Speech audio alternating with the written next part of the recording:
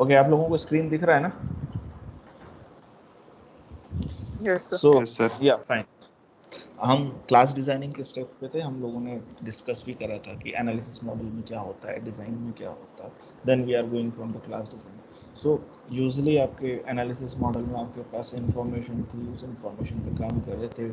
Design में हम उन क्लासेस पे एनालाइज कर रहे थे, रियलाइज कर रहे थे उन क्लासेस को। Then in case of your class design हमारा फोकस कहाँ था? हमारा फोकस था कि हमने जो ऑपरेशंस आइडेंटिफाई कर रहे हैं उन ऑपरेशंस के पर उसकी डिटेल डिज़ाइन पर जाएं। हमको वहाँ पे डिज़ाइन डिसीजंस ले रहे थे। लेट्स से हमने एक फंक्शन आइडेंटिफाई करा था that we are going for searching of anything. So जब हम सर्चिंग पर बात कर रहे थे तो अब इस क्लास डिज़ाइन में हमको डिफाइन करना पड़ेगा कि हम किस तरह की सर्चिंग पे काम कर रहे थे, क्योंकि अब हमारे पास इटरेटिव प्रोसेस है और this iterative process is again an evolutionary process. तो आपके पास एक चीज़ से दूसरी चीज़ आएगी तो फाइनली हम इम्प्लीमेंटेशन के एक कदम पहले हैं, और जब एक कदम पहले हैं तो हमको अब चीज़ें एग्जैक्टली डिफाइन करनी पड़ेगी कि जैसे मेरे को सर्च करना है तो मेरे को बाइनरी सर्च पे जाना है या मुझको सीक्वेंशियल सर्च पे जाना है, या आपके पास जो भी सर्चिंग टेक्निक्स थी। तो अब हमको इन सारी चीज़ों पर देखना है। सो हमारे पास क्लास डिज़ाइंस के कुछ स्टेप्स थे। हमारा फर्स्ट स्टेप था that we have to bridge gap between your high level requirements and the low level service. It means that आपके पास कुछ रिसोर्सेस अवेलेबल थे, आपके पास कुछ डिज़ायर्ड फीचर्स थे। उन रिसोर्सेस और डिज़ायर्ड फीचर के बीच में हम गैप आइडेंटिफाई करने की कोशिश कर रहे हैं। दैट इज़ आपके पास रिक्वायरमेंट आपने बोल दी थी कि यार मुझको लॉग्ड इन चाहिए और कोई बंदा ऐसे ऐसे तरह से लॉग्ड इन होना चाहिए, या मैं किसी बंदे को सर्च करूं तो ये सारी इन्फॉर्मेशन आ जानी चाहिए। Fine. Then in case of class operation, आपके इस क्लास ऑपरेशन में आपको वो लो लेवल सर्विसेज आइडेंटिफाई करनी पड़ेंगी कि मैं कौन सी एपीआई यूज़ करूँगा, मैं सर्चिंग के लिए क्या ह्यूरिस्टिक टेक्निक्स अपना सकता हूँ, मैं आर्टिफिशियल इंटेलिजेंस में क्या इंक्लूड कर सकता हूँ, मैं क्या प्रिडिक्शन पे काम करना चाहता था। तो हमको वो सारे गैप्स आइडेंटिफाई करने पड़ेंगे। Then second step is that we have to realize our use cases. So उस यूज केसेस के रियलाइजेशन में हमको ये देखना है कि हमने जो ऑपरेशंस आइडेंटिफाई करे थे वो सारे ऑपरेशंस जो यूज केसेस में थे वो सारे ऑपरेशन हमारे पास रिफ्लेक्ट होते हैं। और ये सारे स्टेप्स हम एक एक करके सारे स्टेप्स पर चलते हैं। तो first we are starting with the bridging the gap between your high level requirements and your low level requirements. So let's say consider this figure. So this is a most important figure for your design. So we are having a set of features available, set of desired features available that our system must achieve. हमारे पास different features available थे, desired feature थे, और usually आपके पास जो client होता है वो client आपको बता देता है ये भी चाहिए, मेरे को भी चाहिए, मेरे को ए भी चाहिए, फीचर बी भी चाहिए, फीचर सी भी चाहिए। तो मेरी ये रिक्वायरमेंट्स थी। और सो हमारे पास we are having a desired set of features that are being specified by your particular client. Then again we are having a set of available resources. हमारे पास रिसोर्सेज है, अब उन रिसोर्सेज पे क्या कर सकते हैं, क्योंकि हमको डिजायर्ड फीचर तो अचीव करना है पर रिसोर्सेज भी नहीं है। तो अब हमको उनके बीच में कुछ न कुछ gap identify करना है। So we can think that this is a distance between this is just a distance between your desired feature and your resources. So हमारा काम क्या है? हमारा काम है इस gap को अब fulfill करना है। So हमारे पास we are in several sources for your, let's say, your high level requirements or your high level needs. Let's say हमारे पास यूज केसेस थे, हमारे पास एप्लीकेशन कमांड्स थी, हमारे पास सिस्टम ऑपरेशंस थे, हमारे पास सर्विसेज थी। सो इन डिफरेंट तरीके से हम हो सकता है इन गैप्स को आइडेंटिफाई करें, उन गैप्स को फिल करें। सो again when we are considering this resources, so this resource include your let's say your operating system infrastructure, your class libraries, your previous application or the legacy system, है ना।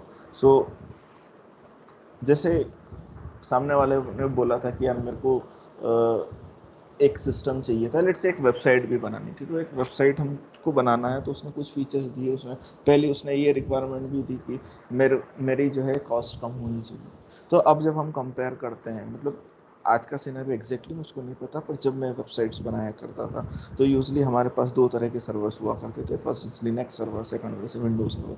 Windows server थोड़ा सा costly हुआ करता था, तो हम cost बचाने के लिए लिनक्स सर्वर पर जाते थे। तो हम जब लिनक्स सर्वर पर जा रहे हैं तो हमारे पास वाले कुछ हो रहे हैं। यूजुअली ASP.NET पे बनाया करता था, ASP, हाँ या ASP.NET पे बनाया करता था, तो उसकी कॉम्पेटिबिलिटी फिर लिनक्स से चेक करनी पड़ती थी। तो हमारे पास कुछ डिजायर्ड फीचर्स थे जो आपको ASP.NET बहुत अच्छा प्रोवाइड करता था, पर बट ऑब्वियस है कि कॉस्ट बचानी थी तो लिनक्स पे भी जाना था।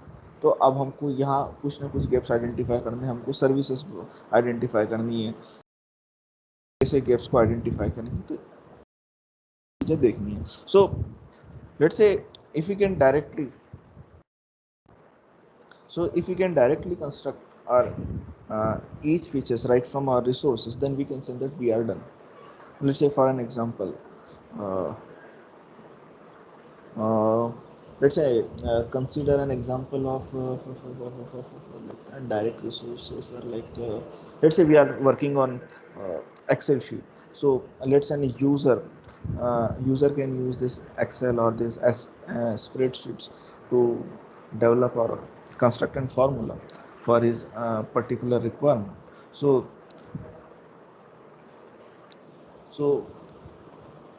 हमको जो फॉर्मूला चाहिए था हमने उससे चीज़ें बना ली, and we are in the resources that it means that we can done.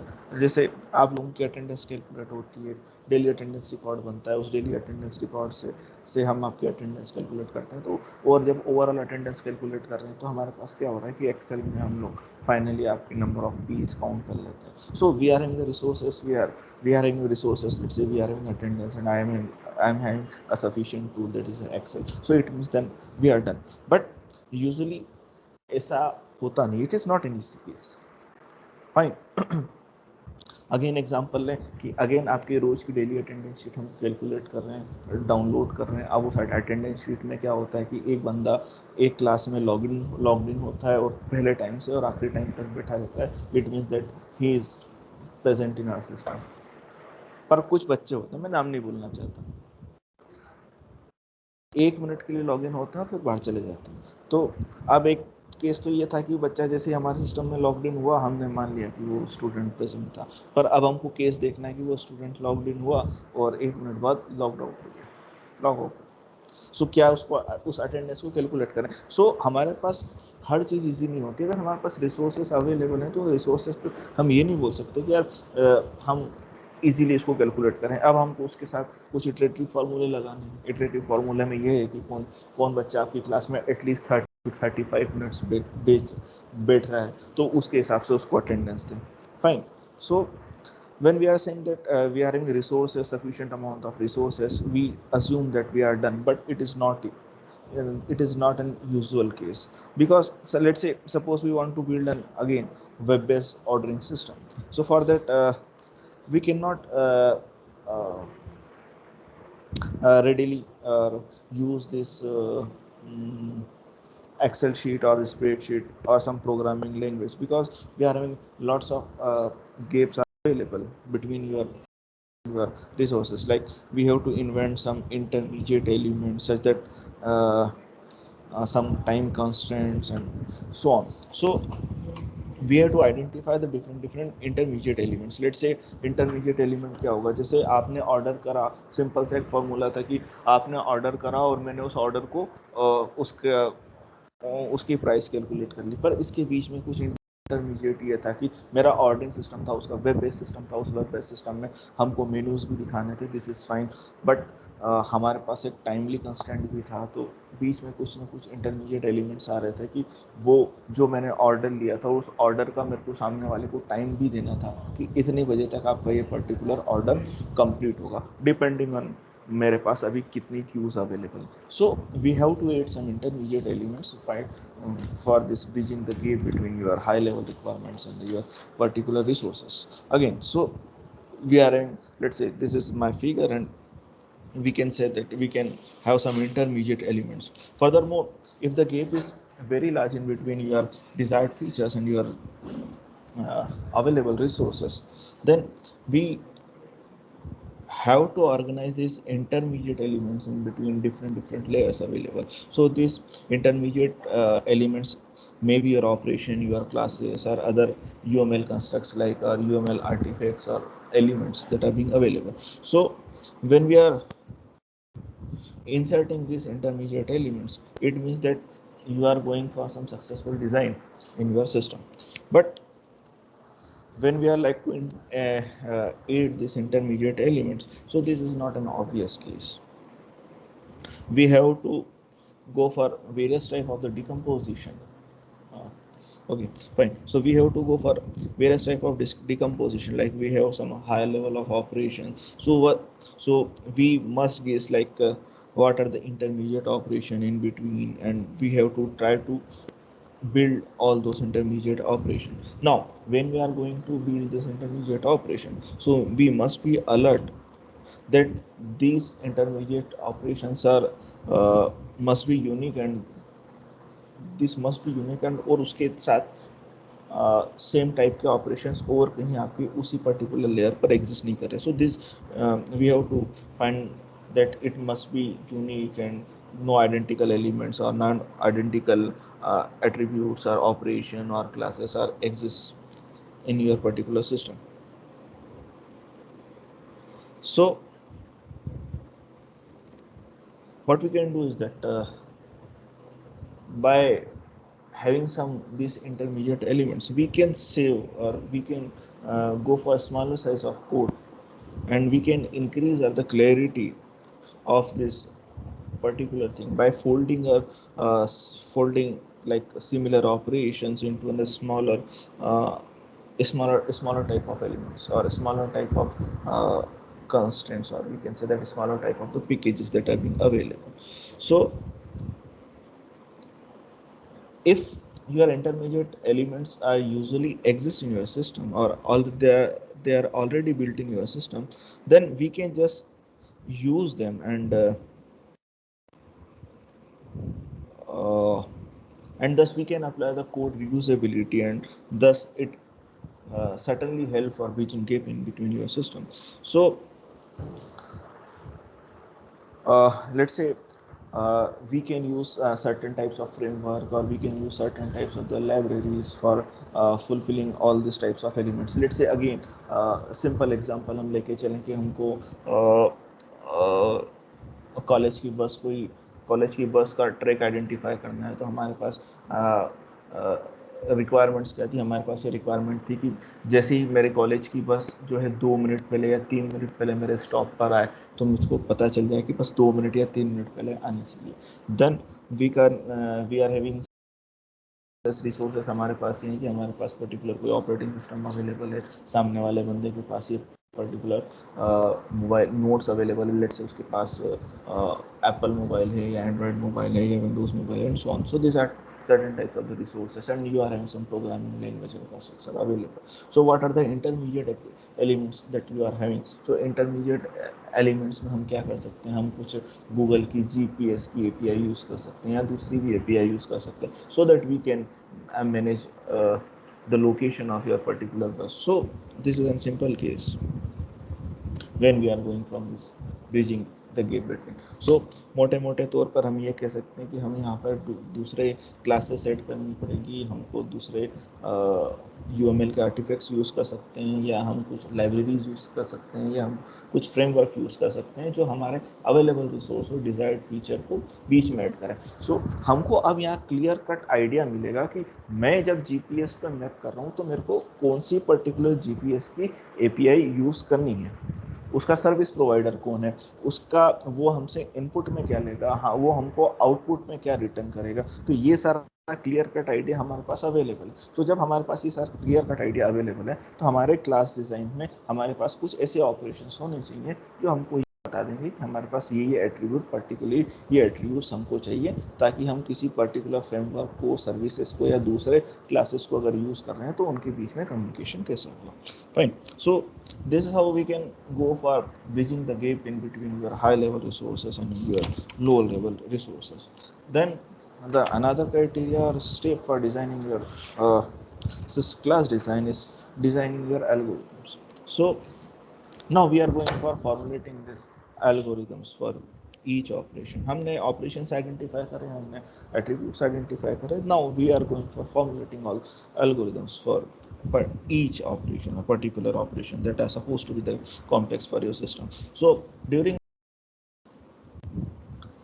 we are focusing on what. Now when we are using this particular sets of algorithm, then we are showing that we are focusing on how it is to be done. So we are in some following steps that are being used for designing an algorithm. So like we can choose algorithm that minimize your cost for implementing operation. Then we can select the appropriate data structures for your algorithms. Then we have some new internal classes or your operation that are being necessary for your system. Then we can assign operation to your appropriate class. हमने एक class में operation identify करा पर कहीं उसका semantic नहीं मिला, तो हम क्या कर सकते हैं, उस ऑपरेशन को दूसरी क्लास में शिफ्ट कर सकते हैं. तो will start with choosing algorithm. So we'll start that we are in many operations, and these operations are straightforward because we can simply traverse our class model to retrieve uh, or let's say we can use or we can simply traverse your class model uh, to retrieve or the change the attributes or a particular links.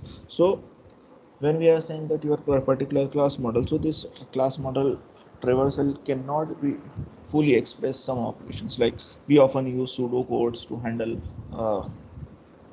certain situations, like pseudocode code help us to think about a particular algorithm, while when we and in addition to that we can differ our programming details. Let's say for an example, uh, let's say we are going for implementation on, let's say, Facebook or some social networking site, then we can involve lots of the graphs, and again we have some, let's say, transitive closures.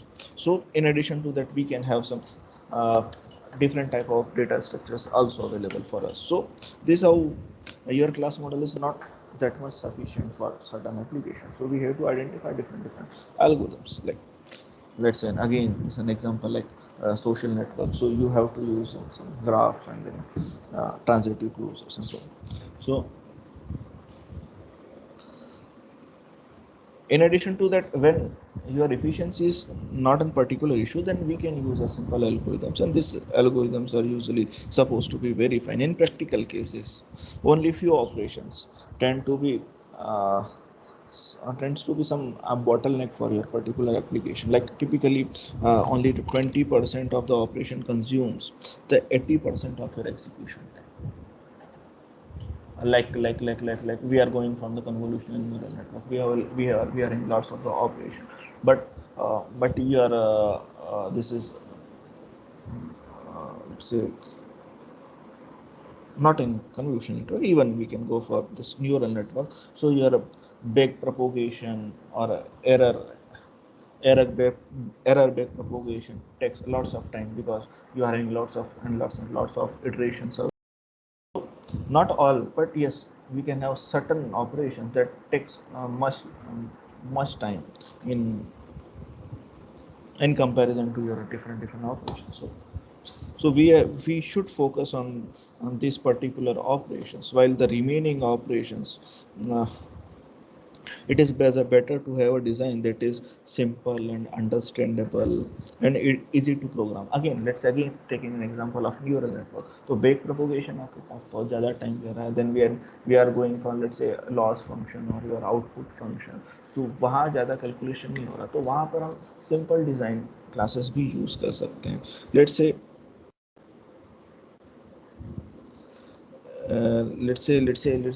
मुझको search करना है, हमको कोई searching करनी है, तो searching में मेरे पास दो चीज़ें हैं, या तो हम बाइनरी सर्च पे कर रहे हैं या हम सिक्वेंशियल सर्च पे कर रहे हैं. अगेन लेट्स से मुझको किसी एक पर्टिकुलर डॉक्यूमेंट में सर्च करना है और मेरे पास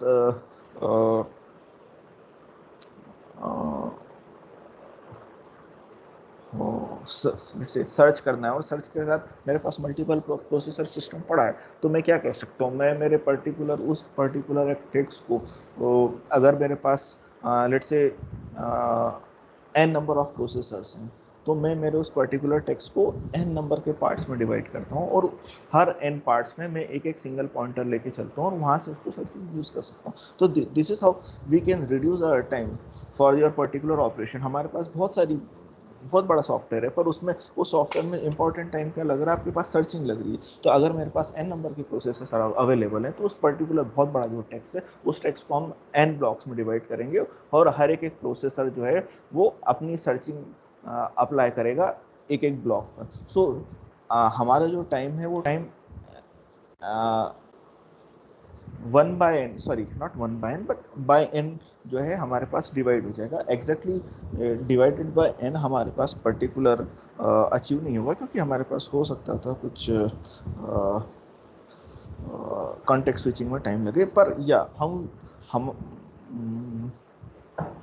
हम बेटर रिजल्ट्स तो अचीव कर सकते थे. So we have to identify the better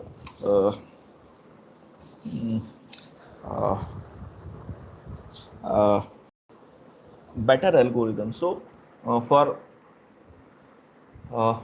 we can divide, like we can have simple operations and we can have some complex operations. So for the complex operation we can go for some different types of algorithms, and then we can have some simple operations. तो उसको हम छोड़ सकते हैं. और near about अगर हमारे पास 20% cases ऐसे हैं जिसमें 80% कंप्यूटेशनल कॉस्ट होती है, तो हमको फोकस ऑन 20% ऑपरेशंस पे ही करना है, बाकी को हम छोड़ भी देते हैं. So we are having some considerations to choose among what are the alternative algorithms for your particular cases. So let's say we are having three different types of considerations. Like first is your computational complexity.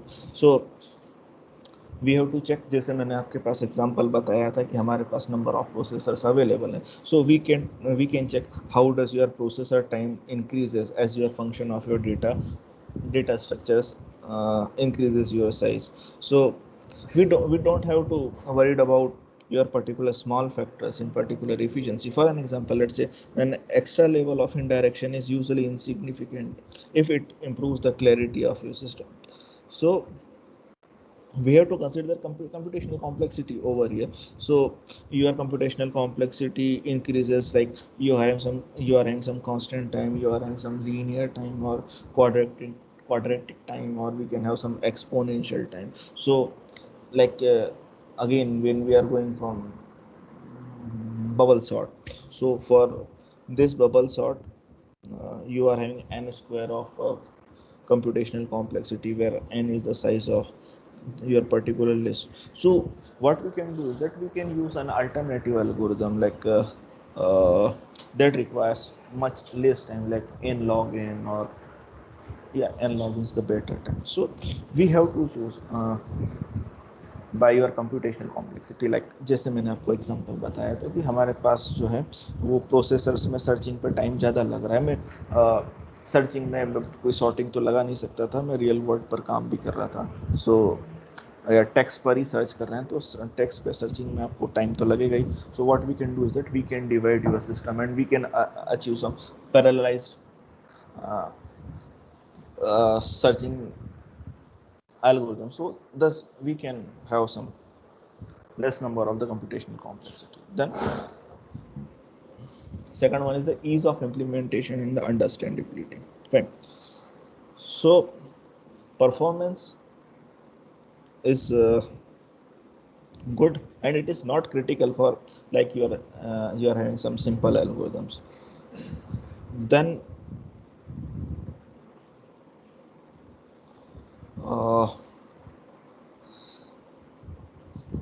the important thing is that you should go for ease of implementation. हमको ऐसी चीज़ों पे नहीं जाना है कि हम उसको implement करना ही थोड़ा सा डिफिकल्ट पड़ जाए.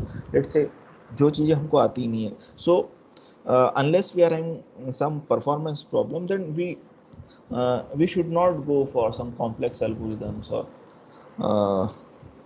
or some optimization techniques, because हम थोड़ा सा ऊपर नीचे चल जाएगा, पर अगर हम उसको चीज़ों को कॉम्प्लेक्स या सर्टन एप्लीकेशंस पर काम करना चले हैं। लेट्स से अगेन मेरे को अगर सॉर्टिंग ही करनी थी, वो सॉर्टिंग में मेरे पास बबल सॉर्ट बहुत ही सिंपल था और मेरे पास डेटा की लिस्ट बहुत बड़ी नहीं आ रही है, तो मैं ज़रूरी नहीं है कि मैं उसको दूसरी कॉम्प्लेक्स सॉर्ट पर लेके जाऊँ, जैसे रेडिक्स सॉर्ट है या इंसर्शन सॉर्ट है। मैं सिंपल बबल सॉर्ट पे भी काम कर सकता हूँ, because we are having some ease of implementation as well as understandability. तो हमको फिर फोकस करना है कि लेट्स से जैसे हम इस पर्टिकुलर सॉर्टिंग एल्गोरिदम को लगा के चल रहे हैं, तो क्या हमारे पास एक्सपेक्टेड नंबर ऑफ डेटा कितना है? आपके पास 20 डेटा है, 30 लिस्ट की साइज 30 है, तो आपके पास n की साइज भी बहुत छोटी है, तो आप n स्क्वायर और n लॉग n में ज़्यादा आपके पास वेरिएशन आना नहीं है। So we must go for again ease of implementation and your particular understandability, then we have some set of flexibility. So for your flexibility हम इसमें क्या कर सकते हैं कि we can extend our program, then we can yeah, this is extendability or the scalability of program is again the most important thing, that when we are having some highly optimized algorithms are available, so they are uh, they often sacrifice for your ease of change. Like there is one possibility is that you provide some version controls for your critical operations. Like this must be in simple, but this may not be supposed to in an insufficient algorithm. Then when you are going to implement it quickly, and then you should go for some validating or your system, or let's say the complicated algorithm, when you are in some complicated algorithm. So for this complicated algorithm, वो कहीं ना कहीं आपको scalability या change में दिक्कत आएगी। हम बड़ी चीज़ें छोड़ दें कि हम बहुत कॉम्प्लेक्स एल्गोरिदम लेके चल रहे हैं। लेट्स से एक कोड मैंने बनाया, एक कोड आपने बनाया, आपने बहुत कॉम्प्लेक्स कोड बनाया और परफॉर्मेंस भी बहुत अच्छा आ रहा है, मेरा कोड बहुत ही सिंपल था, पर क्योंकि वो कोड सिंपल था तो कहीं ना कहीं मैं उसको एक्सटेंडेबिलिटी या स्केलेबिलिटी पर इम्प्लीमेंट कर सकता हूँ, क्योंकि सामने वाला जो नेक्स्ट तीसरा बंदा है, या हमारे पास मेंटेनेंस फेस में या नेक्स्ट कुछ फेसेस ऐसी आ सकती है जहाँ पे हमारे पास मेंटेनेंस फेस आ रही है, हमको कोड में कुछ चेंज करना है या रिक्वायरमेंट्स बाद में कुछ चेंज हो गई, मान लो आज नहीं हुई, मान लो 2 साल बाद चेंज हुई, तो हमको ऑपरेशन ऐसे देने हैं या हमको एल्गोरिदम उसी जगह पे देनी है जो आपको अंडरस्टैंड भी हो जाए और आपको कहीं ना कहीं वो स्केलेबिलिटी और एक्सटेंडेबिलिटी पर भी सपोर्ट करे। क्योंकि कुछ एल्गोरिदम्स बिल्कुल सर्टन या लेट्स से स्ट्रिक्टली पर्टिकुलर एक डेटा पे काम करती है। लेट्स से अगेन जैसे मैं मशीन लर्निंग पे काम करता हूँ, मशीन लर्निंग में बहुत सारी एल्गोरिदम्स ऐसी हैं जैसे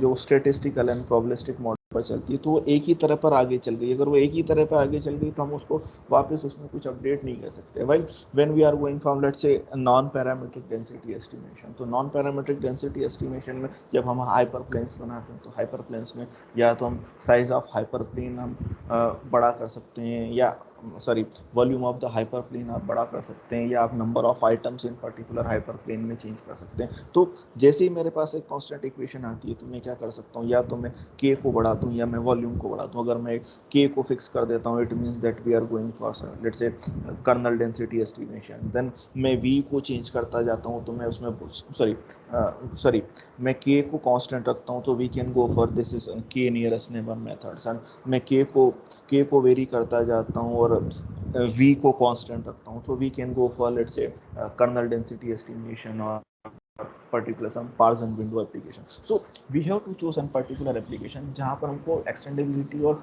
scalability भी मिलती हो।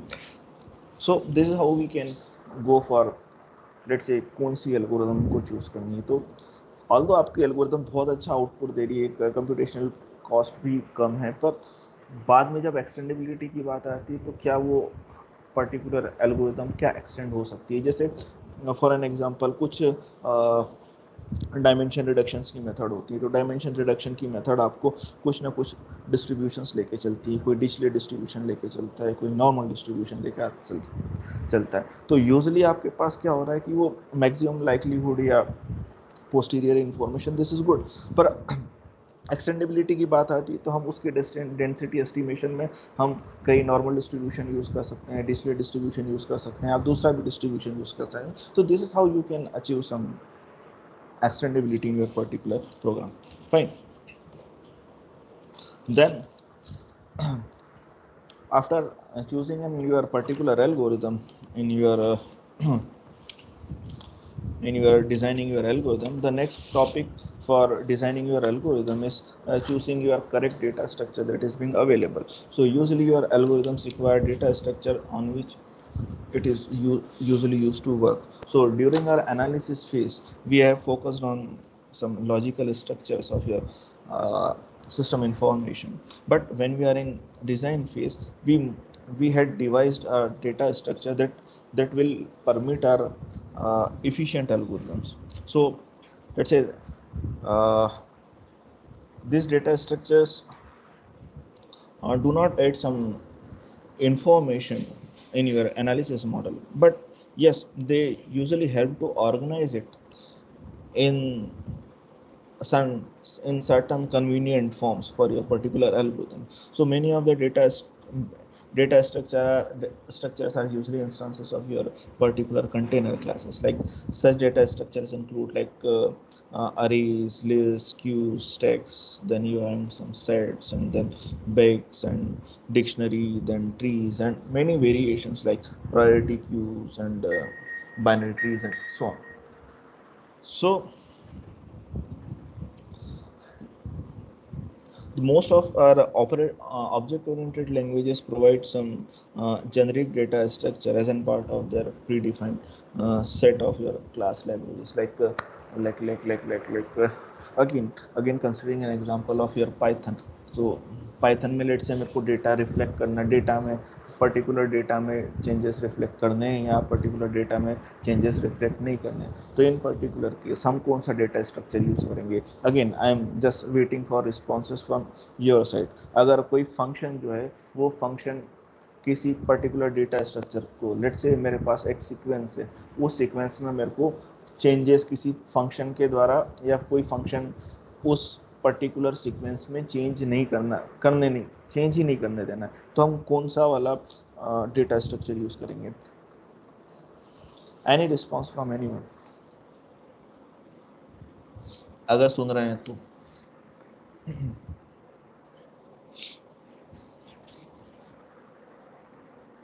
Any responses? I'm just waiting for responses right from anyone. चलो मैं नाम लेके बोलता हूँ. गाथा.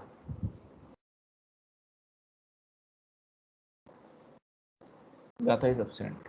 Now again, Sajal Gupta.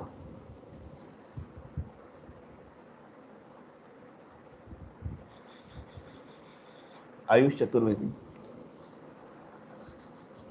संस्कार Gupta. Fine. No one is responding. Yes sir. कौन बोल रहा है? सर संस्कार गुप्ता.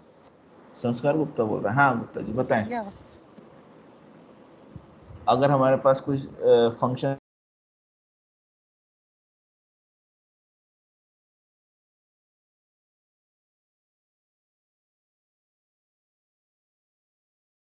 चाहिए. Let's say again we are considering a sequence over here.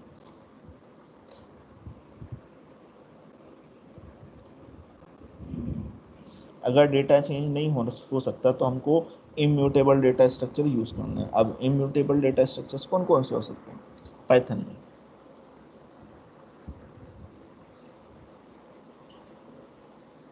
Anyone? So immutables are suppose. Okay tuple और एक और होता है और तो सेट तो होता नहीं है. स्ट्रिंग.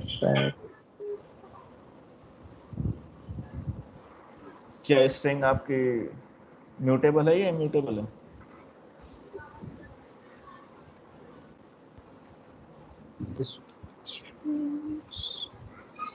स्ट्रिंग भी इम्यूटेबल है, याद रखना. फाइन. तो जवाब दिया था. Fine. So we have to choose appropriate data structure for your particular classes. Like again let's say हम ATM एग्जांपल पे ही काम कर रहे थे, तो for your transaction consist of your set some sets of update, so we should revise the class model, and then there should be a sequence of update that occurs within your particular transaction. So this transaction should be some set of ordered lists that are being available, and that is having some updates. So उस particular update में हम एक list है या sorry एक sequence है और sequence update हो रही है। इसका मतलब ये है सीक्वेंस अपडेट होगी फॉर एन अगेन हम ट्रांजैक्शन को मैनेज कर रहे हैं, तो ट्रांजैक्शन जब हम मैनेज कर रहे हैं तो ट्रांजैक्शन मैनेज में हमारी लिस्ट अपडेट होगी या सिर्फ उसमें अपेंड होगा?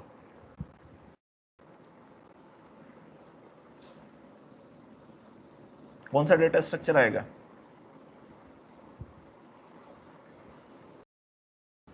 हाँ बिरले जी। सर एक बार रिपीट करेंगे आप क्वेश्चन?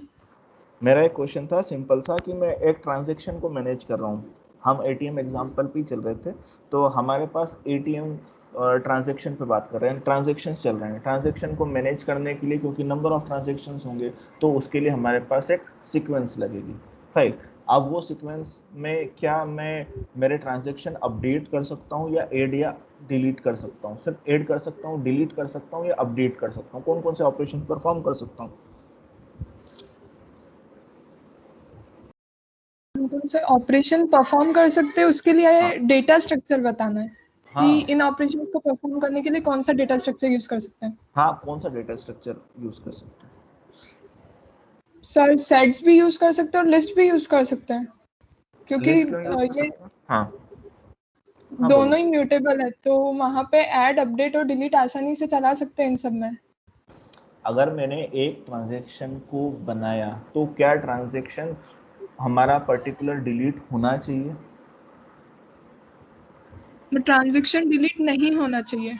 ट्रांजैक्शन तो डिलीट नहीं होता ना बाय डिफॉल्ट, हम ये मान के चलते हैं कि हमने पैसे निकाल लिए तो पैसे निकाल लिए, उसमें अब बाद में हम क्या कर सकते हैं, उसमें वापस पैसे डाल सकते हैं, तो वो पर्टिकुलर ट्रांजैक्शन तो चेंज नहीं होता ना। अगर ट्रांजैक्शन ही डिलीट हो जाता तो हम किसी पर्टिकुलर बंदे को कैसे आइडेंटिफाई करेंगे? जैसे वो सुशांत सिंह के केसेस में उसके अकाउंट से पैसे निकल रहे हैं, अगर ट्रांजैक्शन डिलीट हो पा रहे होते तो फिर तो पुलिस के पास सबूत ही नहीं बचता। तो पहली चीज ट्रांजैक्शंस जो है वो डिलीट नहीं होने चाहिए, ट्रांजैक्शन डिलीट नहीं होने चाहिए तो हमारे पास कौन सा डेटा स्ट्रक्चर यूज करेंगे? वो डेटा स्ट्रक्चर होना चाहिए इम्यूटेबल। फाइन, तो टपल्स यूज कर सकते हैं सर वहाँ हम पे? टपल्स यूज करेंगे। फाइन, हम उसमें अपेंड कर सकते हैं, हम उसमें पर्टिकुलर आइटम को डिलीट नहीं करने देना है। हाँ fine, so this is all for today's class, and